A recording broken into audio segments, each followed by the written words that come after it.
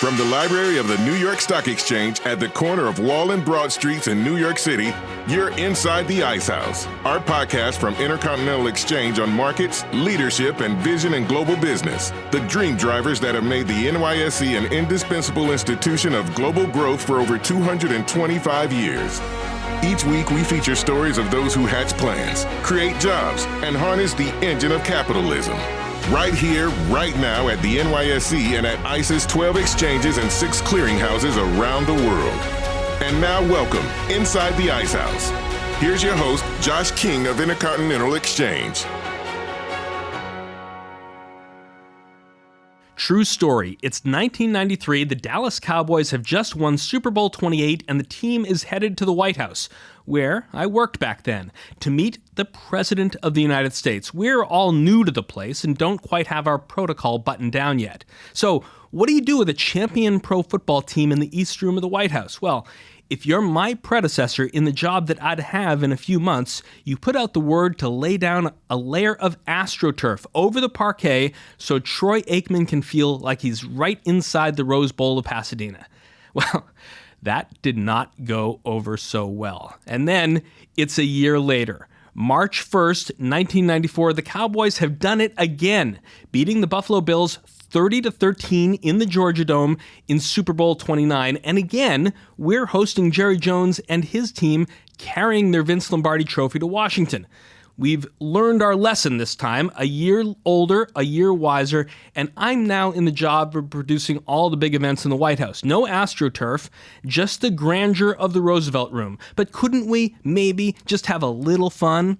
I call a Hollywood special effects house. We get in touch with Bob Costas at NBC. We write a script, Costas records it, we make a video using some special effects, which at the time were pretty advanced. This is how it sounded. Welcome back to the Georgia Dome. Late in the third quarter, the Dallas Cowboys leading by a touchdown and driving for more.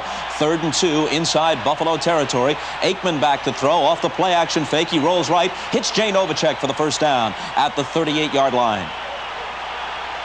Aikman moving the Cowboys smartly down the field. Wait a minute, is this a startling coaching move by Jimmy Johnson? Inserts President Clinton at quarterback in the Super Bowl. Well, we know Clinton's a cool customer. He's a man who stared down Bob Dole without flinching. But this is the Super Bowl. The chief executive back to throw. Good protection. Fires deep for Alvin Harper, who inside the 5, and he bounces for the touchdown. Clinton moving the Cowboys down the field and shredding the Buffalo defense like Al Gore zipping through Ross Perot in a NAFTA debate. Like Al Gore zipping through Ross Perot in a NAFTA debate. Those were the days. Well, suffice to say, that video never saw the light of day. This, instead, is how the event sounded when Mr. Jones went to Washington. And I have to say a little bit of parochial pride on behalf of my state that I'm really proud of the work that Jerry Jones has done at the Cowboys in such a few years, and proud of the remarkable achievements that this team has already seen. I think that it is just the beginning of what will doubtless be years and years and years of stunning achievement if they can just keep their goals high and keep working for them. It's a great honor to have them here, and I'd like to invite them to say a few words. Who's going first, Jerry? Okay, fine. Let's give them a hand. What we'd like to do, give the President a hand. Charlotte, thank you. Mr. President, to begin with, we have taken the liberty to duplicate our Super Bowl, our Lombardi Trophy, named after Vince Lombardi. It is the Super Bowl trophy. And we duplicated these trophies and gave one to each of our players and our coaches. It would be a real honor for the Dallas Cowboys for you to have one of our trophies that are for our team and be a part of the team. But we'd like to put on this trophy 1993 Super Bowl champions, 1994 Super Bowl champions, and we're going to leave a little space open. We're going to leave a little space open. They needed it. The Cowboys won one more Super Bowl, number 30, against the Pittsburgh Steelers at Sun Devil Stadium in Tempe, Arizona in 1996. But the Lombardi Trophy has been without another etching of the name of America's team since then. This year, a 17-week Shackleton-level endurance campaign, which began this week in stadiums around the country, begins the quest towards Super Bowl 54 at Hard Rock Stadium in Miami. Sports Illustrated's MMQB projects the Dallas team to finish with a record of 9-7, with the Saints over the Rams for the NFC Championship. If Dak Prescott, the newly signed Zeke Elliott, and Amari Cooper have any say in the matter, perhaps Mr. Jones will once again find himself in the White House showing off his team's 6th Vince Lombardi trophy. But today, Jerry Jones, owner of the Dallas Cowboys, is in our house, the Ice House, the New York Stock Exchange, and we're going to learn a lot more about the non-football side of the Texas legend, his eye on natural gas through Comstock Resources, and yeah, we'll see if the team has what it takes to make it to Miami. That's right after this.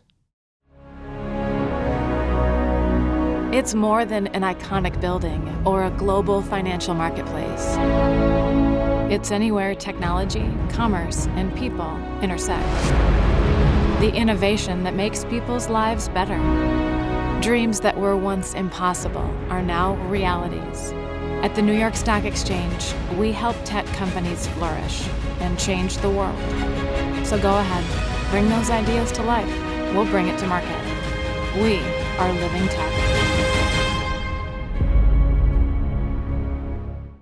Jerry Jones doing deals usually shows up on page 1 of the sports pages, but there it was this past June. Comstock Resources, NYSE ticker symbol CRK, the company that Jones controls, paid $1.1 billion for Covey Park, a privately held firm that controls much of the natural gas production in the Haynesville basin in northern Louisiana and East Texas, a source which some say may hold 20 trillion cubic feet of potential reserves. I once read a quote from Jerry in which he said, "You wouldn't want to see the size of the check that I would write if it would for sure get the Dallas Cowboys a Super Bowl." Well, we now know the size of the check he'd write to put his stamp on the future of natural gas. There's no way to properly introduce this man, so let me just take out a bottle of Johnny Walker Blue here in the library and ask you, sir, if you want to have a proper visit.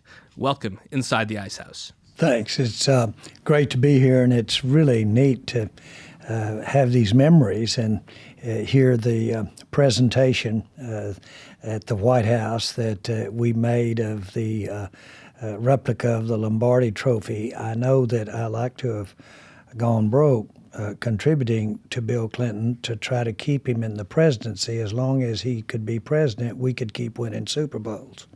But bottom line is that he was someone that everybody from the state of Arkansas had great pride in. He had so many of my friends that were a part of his administration.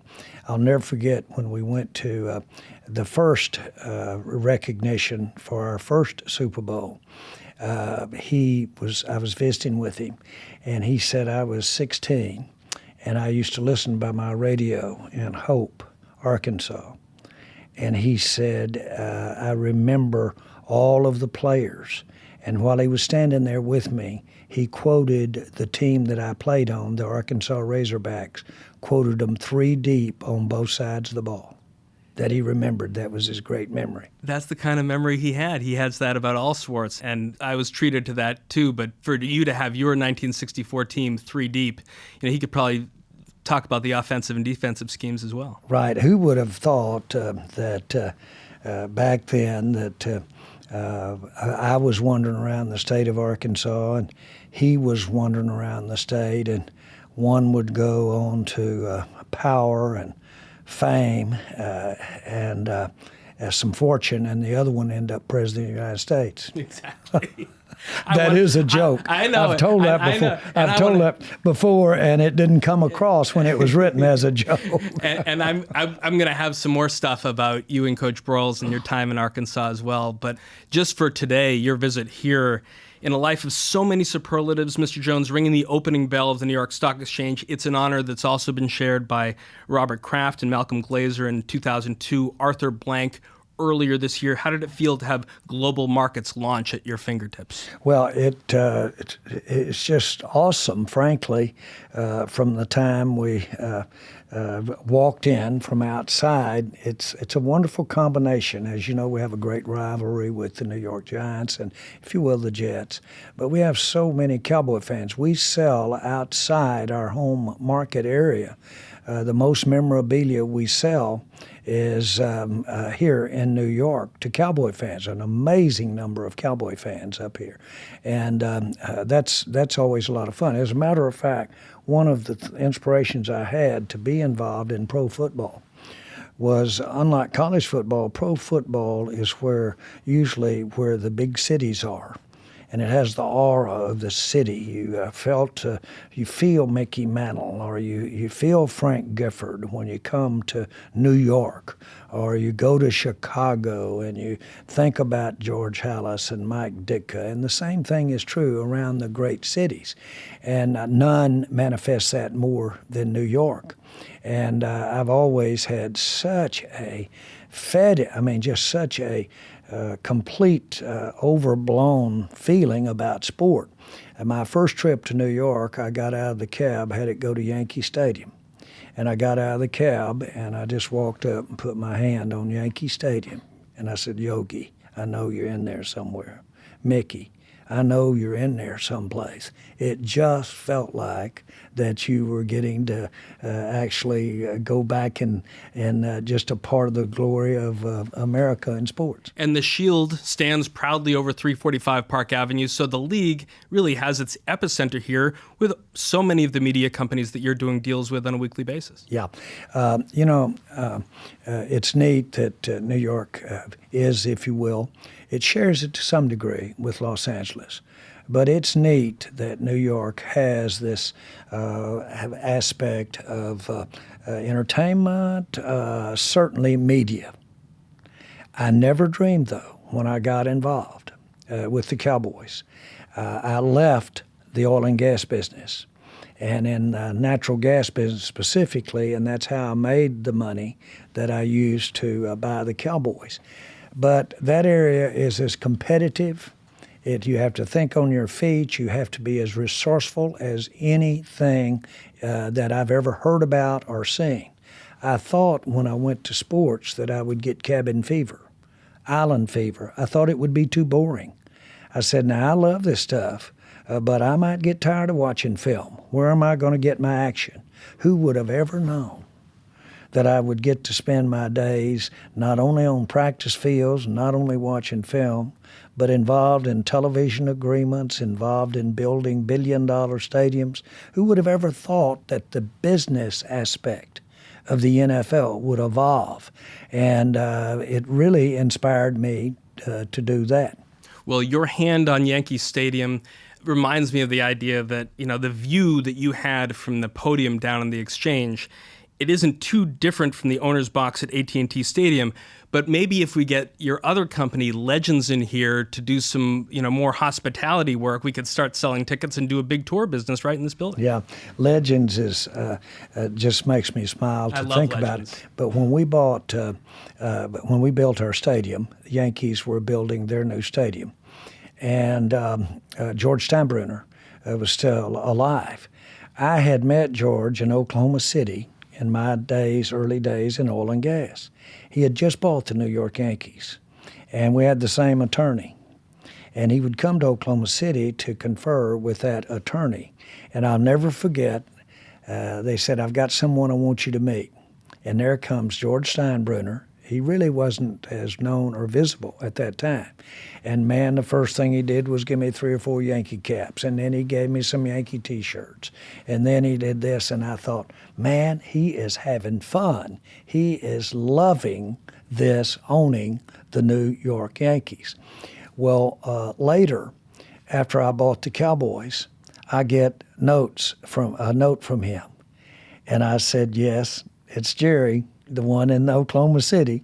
And we started getting, and he would write me inspirationally 3 or 4 times a year, so that when we got ready to actually join in a marketing effort, the Yankees and the Cowboys, George Steinbrenner told his sons and told his attorney, he said, I don't even need a piece of paper with Jerry. I'd go in business with him and lock with him step for step without anything written down. Let's get a partnership going.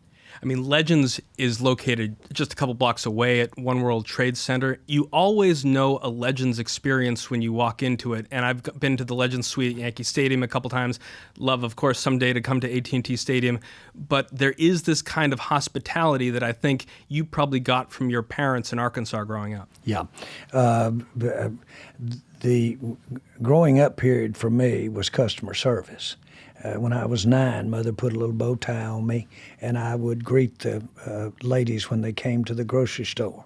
Mother would wink when she knew one of them was a tipper, and I'd push her basket around and get the cans out of the shelf for her to get me a tip.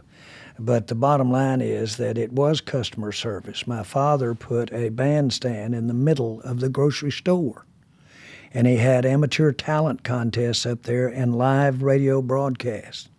And he'd walk around with guns on his hip and a cowboy hat. So he was putting the show on, selling groceries. And obviously that's where I got the idea of doing everything you can to make it entertaining. And we use that at Legends a lot. Even when you're growing up a little bit from that time where you're putting the bow tie on, the black suit on at Pat Jones's grocery store, you're still, when you're playing football for the Arkansas Razorbacks, going back to the store and stocking the shelves and making homemade ice cream at night. Yeah, it was.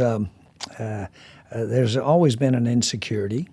I'm not in a good way, but when I was in college, they called it scalping tickets. Tickets were 7 on the face of them. We had great teams. We won the national championship. You could sell any ticket for 20. I would go over and buy student tickets for $1 from all the freshman girls. And I would have about 20 or 30 of them. And I'd sell those for 20 to people in Little Rock and people over the state. But how were they going to get in? They had no student ID. I'd get all taped up, get my pads get all ready to go, put on my street clothes, walk to the players' gate. I looked like the Pied Piper going across the back of the end zone with about 20 or 30 people, leading them up into the stands. I was making $400 and $500 a football game when I was in college, when my monthly rent for an apartment was $60, and you could buy Riviera for $4,000. I made a lot of money. That'll take care of you in Fayetteville, right? I mean, Frank Broyles, Jerry, passed away around this time 2 years ago, and you co-captained the 1964 National Championship Razorback squad that he coached. Let's hear the opening call from the 1965 Cotton Bowl, number 2 Arkansas versus number 6 Nebraska. Members of both squads gather for the coin toss. Lyle Sittler and Bobby Hahn represent Nebraska. Kenny Hatfield and Ronnie Cavanis represent Arkansas. Nebraska wins the toss of the coin and elects to receive. Arkansas takes the win. There are final handshakes, a long-awaited signal from the referee, and the 29th Cotton Bowl Classic is underway as big Glenn Ray Hines booms the opening kickoff into and out of the Nebraska end zone. So you've got a statue of Broyles in your office, Jerry. Beyond the arithmetic he used, how did he build and grow a team? Well, he was probably the best coach of coaches. For instance, the team that I played on that won the national championship, it had Barry Switzer and Freddie Akers, the coach that would be at Oklahoma and be at Texas. It had Johnny Majors, the coach at Tennessee. It had Doug Dickey, a coach at Florida. It had Hayden Fry, the coach at Iowa State and SMU. Within 5 years, after I played the last game, every coach on the staff was head coach of a major college, and that was our coaching staff. And so we outcoached them. And we had good players, not necessarily great players, but boy, we were coached up. I remember we used to on special teams so that we would not hold, and we won this. We won the national best special teams 2 years in a row, but we would use broomsticks. and we would put that broomsticks behind our back, and we would hop. And we would set up the walls for returns, and that would keep you from using your hands. And so that a holding penalty was a sin on a special teams play.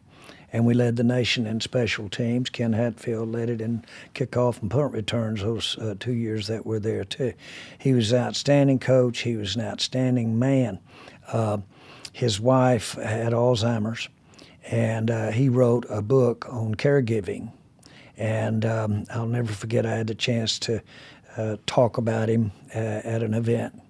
And we would always, as players, stand up and hold our hand up in the fourth quarter with 4 fingers raised.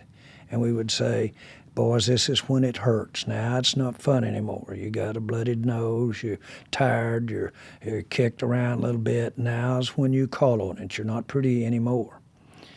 Coach Bras did that in life. And I told him, I said, Coach, here we are in the fourth quarter. You're in the fourth quarter, and here you are still coaching us about how to act in the fourth quarter.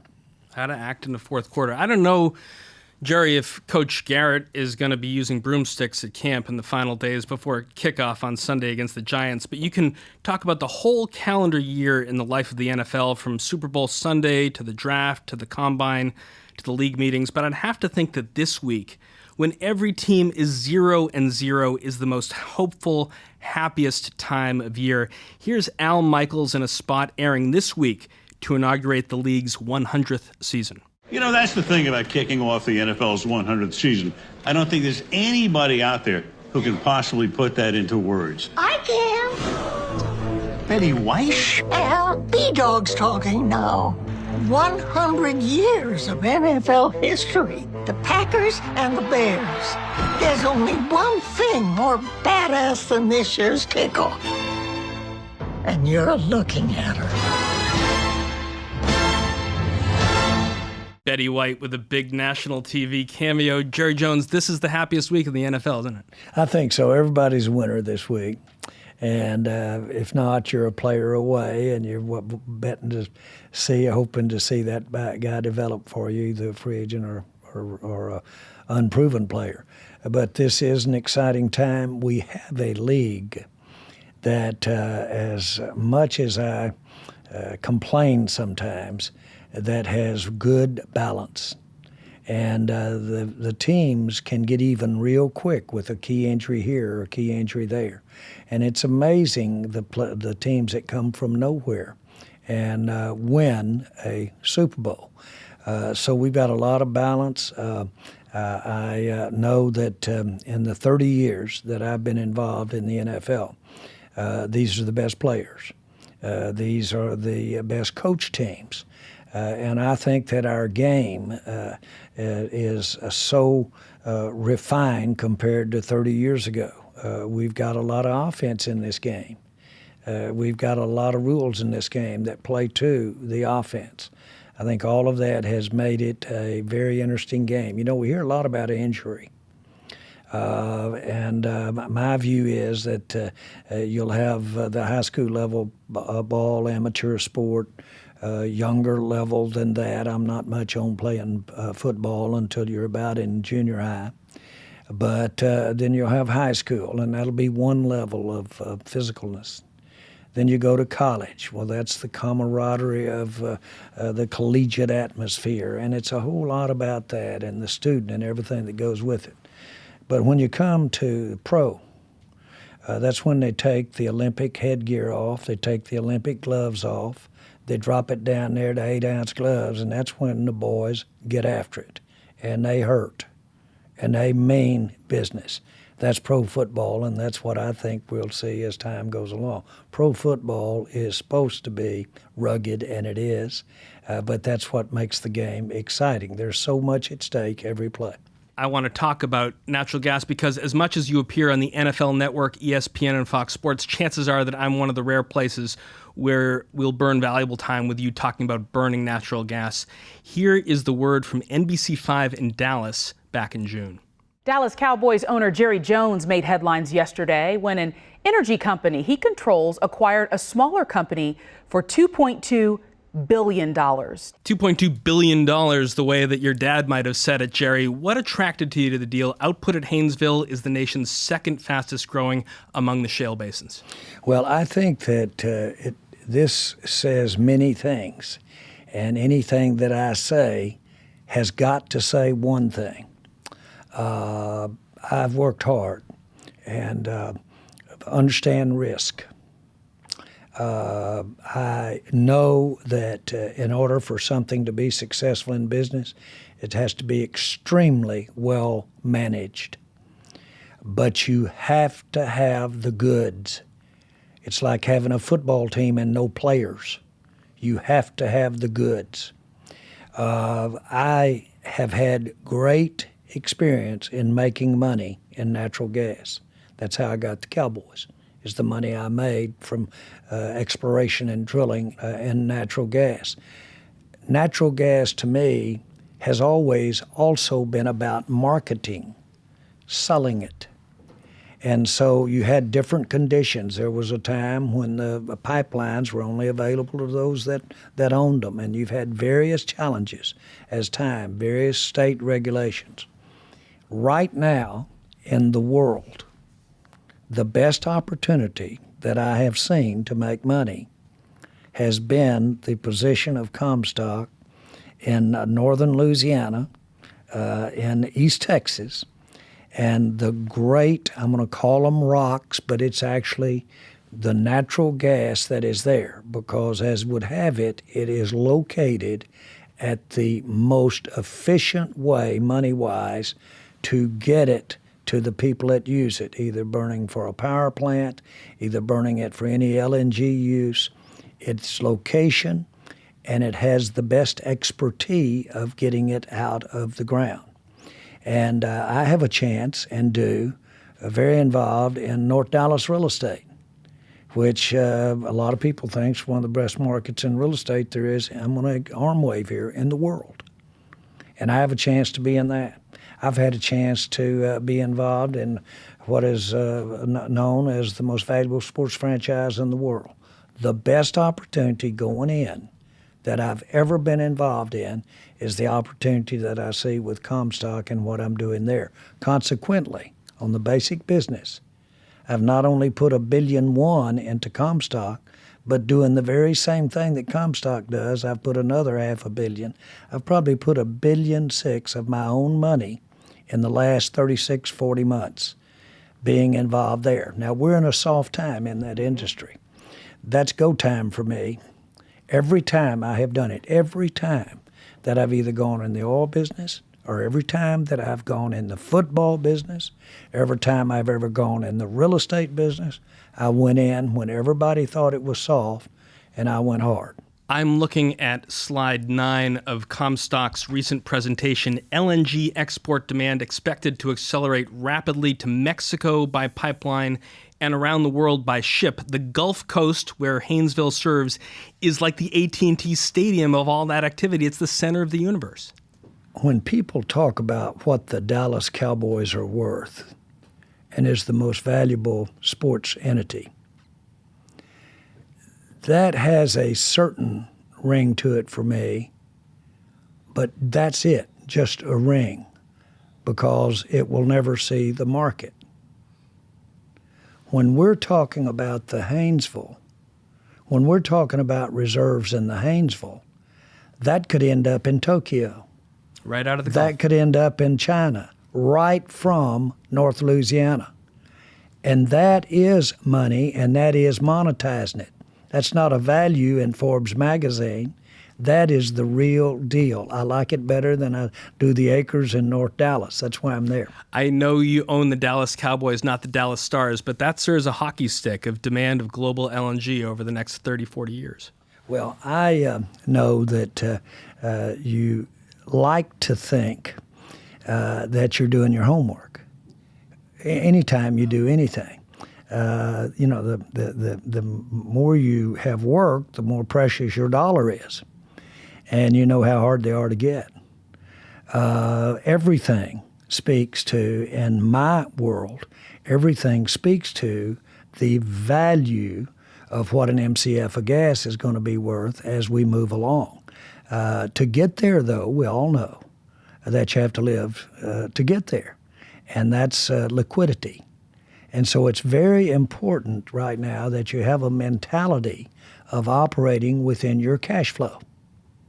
You guide that ship as though you were driving a car down an old country road. You better have your eyes on the road, and you move out of the way of something coming across the road or stay in the road.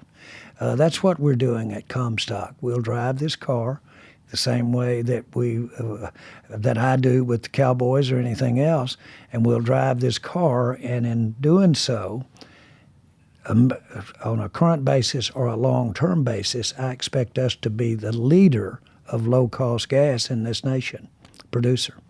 AT&T Stadium has to use a lot of natural gas. Texas consumes 100 times as much energy as Vermont, maybe 13% of the U.S. demand as a whole. California has 12 million more people in it, but only uses 60% of the energy that Texas uses.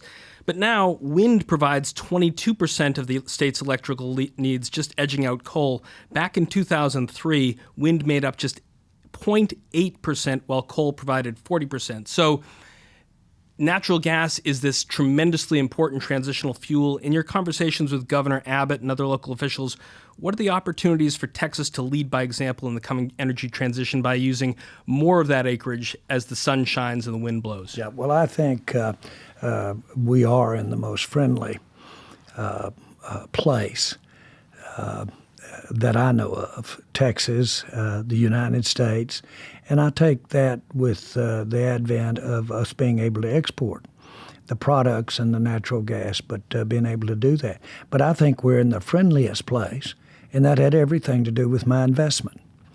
I have seen times, how about all the other times, that I was not this committed in natural gas or I was not committed to drilling, and that has everything to do with markets or anticipated markets. But I sit here and I get pretty excited about the Cowboys 15, 20 years from now because I see what the demand is going to be to watch it and to watch football over the television with all the changes that are going on now. I feel the same way as far as the future. But in order to get to the future, you got to go now. The best place in the country to spend $1 and get a return in my world is to put it in a Haynesville natural gas well. Right now, that's where it is. And right now, with prices where they are today, I can say that. You project any price increases at all as time goes along, let gas get anywhere near comparable to pricing of crude oil or the pricing of a gallon of gasoline, and then you really will have had you will have looked around the corner, so to speak, and you will have had a crystal ball because the economics will be even more impressive. All of that is factored in me making the kind of commitment that I have made on a personal basis. And I might add, too, that to make things really everything you want it to be with your dollars, then you have to count on commitments of a lot of people, a lot of careers. And so you look to the quality of the people that are willing to commit their careers. If people don't necessarily invest with resources, then they're putting everything they've ever trained to be or everything they're going to be on the line. It's called emptying their bucket with their life. I'm seeing some of the finest people I've ever met in my life, some of the most qualified people that are betting on the future of natural gas, joining Comstock, and basically preparing for the years ahead with their careers. That's impressive to me. And it can get pretty lonely sometimes if you're bucking a trend. On the other hand, a lot of times what you're seeing is not necessarily lack of knowledge, you're just seeing a lack of resolve. It's just always hard to go when nobody else is going. We have looked into the crystal ball of the future of natural gas with Jerry Jones, owner of the Dallas Cowboys, principal shareholder of Comstock Resources. When we come back with Jerry Jones, the product he's putting on the field, the 2019 Dallas Cowboys, and the journey for America's team while Mr. Jones has owned the franchise. That's right after this. And now a word from Artur Bergman, CEO of Fastly, NYSE ticker symbol FSLY. Fastly is an edge cloud platform. We help deliver digital experiences for amazing customers like Spotify and Ticketmaster and New York Times. We have started 8 years ago. It's been an amazing journey. We work very closely with our customers. We're a very critical part in their business. And we're very selective in type of customers we want in our network. Fastly is built by developers for developers. Fastly is listed on the New York Stock Exchange. Back now with Jerry Jones, owner of the Dallas Cowboys, and in his capacity for his visit to the New York Stock Exchange today and his visit with me, the controlling shareholder of Comstock Resources, NYSE CRK, which in June bought privately held Covey Park, more than tripling the company's grip on the largest natural gas basins in the United States. Jerry, this episode of the Inside the Ice House is going to be number 128. Back on episode 5, we had Carl Quintanilla from CNBC sitting in the chair you're sitting in today. He had just come back from South Korea covering the Winter Olympics, and I'm told that the Haynesville Basin, the natural gas exported through the Gulf, through LNG carriers across the Pacific into South Korea, is all U.S. fuel. Well, this is the future. It's the present, really. But what's impressive is the infrastructure and the investment in that infrastructure of the LNG processing plants. And I love to drill a well within a tank of gas in an automobile from those processing plants. And that's where we're drilling them. And that's very critical to this entire plan. Proximity, market, proximity to the market. That all relates to how much it costs you to get it there. And so we not only have prolific production, but we have a low-cost way to get it into these facilities. Those facilities have had huge investments. The cost of turning it into LNG is very efficient. We're going to be sitting right there in all of those great places with very competitive fuel. Turning now to football, Jerry, Ross Perot passed away about 2 months ago at the age of 89. He gave you some advice with regard to art collecting.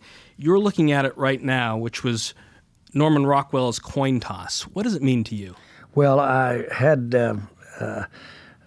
recently purchased the Cowboys like a couple of weeks before, and I get a call from Mr. Perot. I'd never met him. But I knew him through his run for the presidency and through my admiration for him as an American iconic business person. And he said, Jerry, I have something that you ought to have. It's called the toss, and it's of two young men that are football players, and it has an official making the toss. And he said, the owner of the Cowboys ought to have this.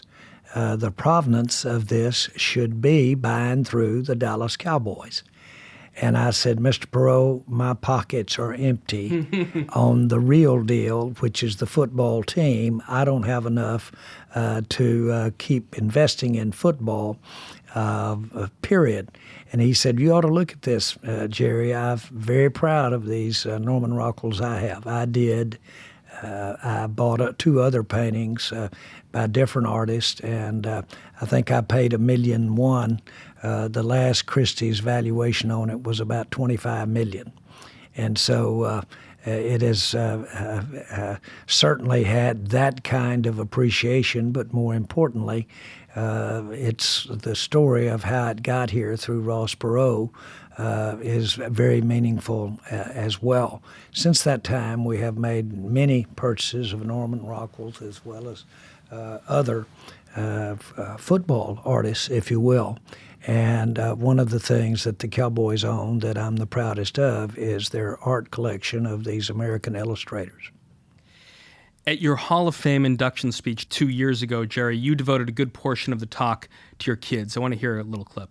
The opportunity to work on a daily basis with 3 people who share your name, your genetics, and your passion is a blessing. I get credit for their ideas, their hard work. They're my backbone. They're my inspiration. So Stephen, Charlotte, and Jerry Jr. each have key roles in your business, much in the same way that you put on your black suit and bow tie to help Pat Jones run his grocery. At whatever the scale, the opportunity to spend the workday with your kids building something that has this ability to look out 20, 30, 40 years the way you think of the Cowboys has to be priceless. Yeah, it's the best part.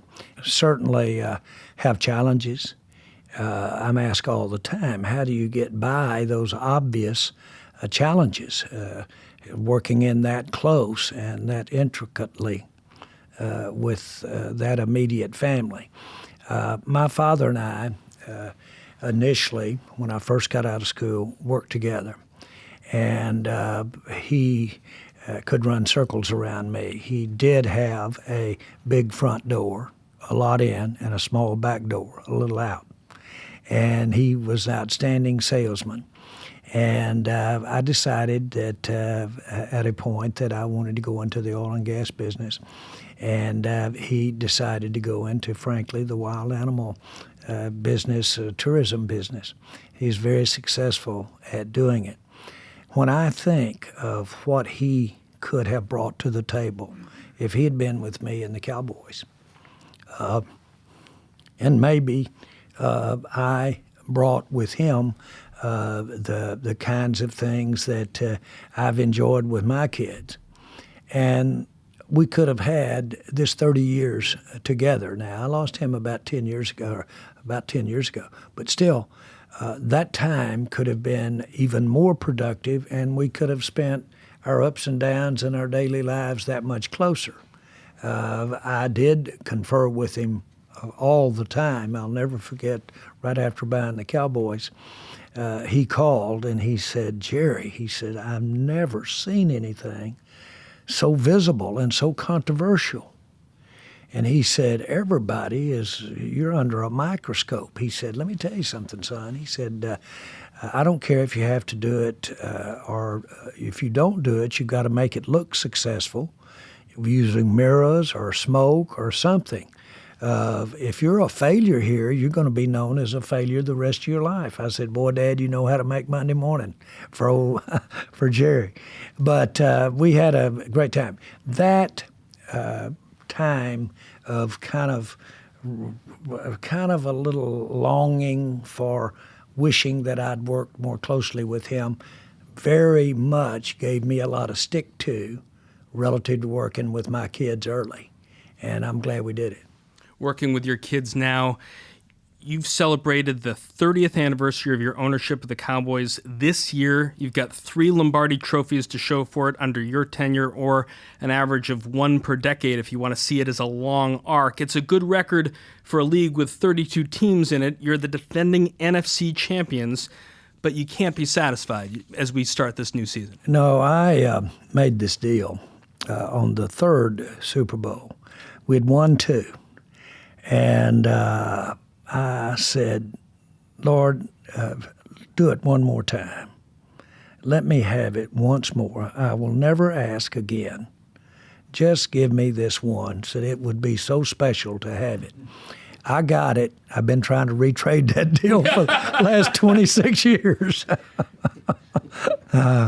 A big source of news over the last few weeks, the status of your all-pro running back, Zeke Elliott. He's been training on his own in Cabo with Marshall Faulk. He's now made his way back to Dallas. The deal was signed. How do you feel about the team as it starts this crusade at 0-0? We're one of the youngest teams. I don't know that we're the youngest, could be. We were last year. Now we've added that old man Whitten back on the team, and we're glad to have him. But the point is we're young. Yet we've had a lot of experience. Zeke's had a lot of reps, and yet he's just going into his 4th year. Dak's had a lot of reps. We're a young but experienced team in many spots. That's a good thing. The youth should help us with our injury, our durability. We should get more, utilize the experience. So I really like the makeup of the team. The roster, arguably as talented a roster as I've ever been associated with, especially where it counts with the big boys. Both fronts are stronger than horseradish. and we've got a lot of depth. And so that has to serve you well and is a big deal in pro football. So I look at our depth. Now we've got some young coaches, especially on offense. And I told our coordinator that when he and our offensive line coach, which were very young guys too, how about first coaching jobs? And I said, now guys, I'm not paying for experience here. I'm not getting the learned aspect of coaching. What I am paying for is enthusiasm, nuts. I'm paying for courage. I'm paying for all of those kinds of things that go with being a young man. Don't get out here and be conservative on me. Don't get out here and not cut some corners. Don't do that, because if I needed conservatism, I could do that with an older coach. So I look for coaching to be an exciting part of this team, and I look for some real imaginative changes, and we'll be on them quick if we don't have it. I mean, talking about first coaching jobs, I'm keeping close tabs on this season of Hard Knocks, focusing on John Gruden and his staff of the Oakland Raiders. I want to hear just a little clip of that season. Sean McVay came my last year as the head coach in Tampa. He wanted to get in the NFL, so we made him a secretary, really, just to get him in the building. McVay started like I started. They called me the piss boy. In the Mel Brooks movie, you know, they'd call for the guy to come running over there with the bucket. And then, next thing I know, he's helping coach the wide receivers, and he's coming up with ideas for game plans. Hey, lock it down, man. It's gonna take You like football? Yes, sir. Love it.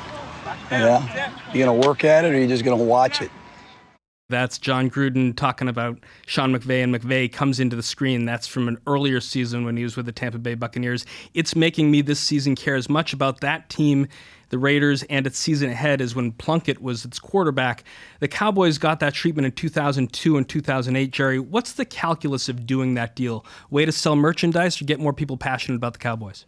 Oh, I think that I want any fan that has the interest to view or be involved in any aspect of building a team of football. And I know that I enjoy doing it. I spend hours watching tape right now and have forever. I would have been a coach and been watching tape, but I was too greedy. I didn't think that coaches were going to economically be where I wanted to be and have what I wanted to have. Had I known what I'm paying them now, I'd have been a damn coach, because the economics are there. But the point is, I wanted something else. But every time that I thought about it, I tried to find a way back in there. And there was my interest in being involved through the business. My master's thesis was the role of marketing in modern-day football. And I had a business degree and I had a MA degree. But it was the role of marketing in modern-day football. I've interviewed. Coach Sprawl's got me interviews with Bear Bryant, Woody Hayes, Paul Dietzel, the great coaches of the time. Bear Bryant said, I'm an actor. He said, I'm an actor. And he said, I'm selling. That's what I do. And at the end of the day, they all were selling and were salesmen. And so that was inspirational. But bottom line is, to answer your question, is any time I can get these Cowboys on the floor of the New York Stock Exchange, anytime I can get them in a house organ of an engineering magazine or in some art magazine, anytime I can get them in a horticultural digest, I want the Cowboys in there. I can't wait to see Dak Prescott's horticultural suggestions for 2020. But, you know, talking about watching tape, your former quarterback, Tony Romo, never got a Super Bowl ring playing for you, but he's developed a Super Bowl voice as an analyst on CBS, helping really extend the brand and everything that he does. I want to hear just a little clip of how he works his magic behind the mic. This doesn't happen very often. You're going to enjoy this one. Jim, you want to see the play of the year, I think, from a quarterback perspective? Watch this from the first half. Look at Mahomes' eyes and head. He's looking to the right and throws it all the way across left. That you will not see again anywhere this year, I promise you. You said that not winning a championship with Romo under center has been one of your big regrets, but what are your thoughts on the second career he's found behind the mic? Well, first of all, I want to reiterate, to have had a talent, unique talent, to have had his intelligence, football intelligence, to have had his vision. Tony's one of the few people that I've ever heard about that at practice, when he lined up under center, at practice, could run up under the center, look quickly and say, y'all got 12 people out here, that quick. His vision is extraordinary. Tony was just ahead of his coaches as well as his teammates when he would go up to that line and he would see things and he would adjust. And he'd literally tell his guys, no, block this guy, block that guy. And it really, because you got to have 10 people doing it right to get off a good play, it was just probably more than you could put out there every time. We talk about gaming now, and we talk about presenting the game and presenting nuances of the game that we've never done. The NFL's never done it, that we've never done. Well, what we're talking about is Romo step up there and say they've got that safety. He's 6 inches beyond the hash mark, to the side of the hash mark, to the inside. He can't get to the cornerback if they'll drop one in the deal there. He's watching where they're lined up and calling the play. Tony would be a card counter in Las Vegas, and they'd banned him from talking about it if you were gaming on those TV presentations of these ball games. He's got that kind of vision and that insight, and then blessed with the ability to articulate it. You heard him talk about when he says it. I've sat there and really enjoyed with him talking about bread. And we'd be out to eat, and he would talking about how you could tell the difference in the restaurants by how they serve their bread to initiate the meal. So he's an interesting dialogue that goes along with it. So we're certainly proud of him. I don't know, we may have lost him. His first year out, we had a tacit understanding with the network as well as him that if we needed him, we'd bring him back off the broadcasting booth. You've got the New York Giants flying into One AT&T Way in Arlington for opening weekend, one of 8 home dates this year. How does a home weekend unfold for you? What's the division of labor between you, the football staff, members of your family, and the business to putting on a great show on Sunday?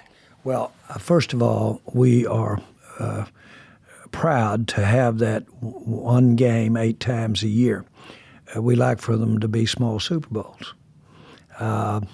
I wouldn't want the challenge of making it twice that number or 3 times that number, just from the standpoint of what we do with the stadium. The stadium was built for television in this sense. We could have had a wonderful stadium for about 2/3 of what I spent to build the stadium.